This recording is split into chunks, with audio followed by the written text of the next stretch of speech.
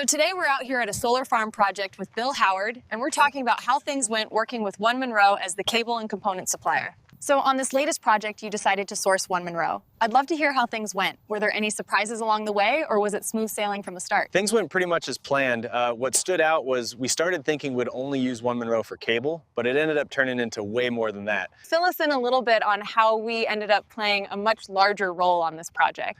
We did some advanced planning and shared the site plan with OneMonroe, so all our extenders and home runs showed up cut to length, labeled, and pre-terminated. And when you add in the combiner box whips pre-assembled onto cord grips, it becomes a plug-and-play solution.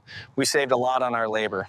On a job this size, labor is our biggest factor, and prefab components save us the most time and cost.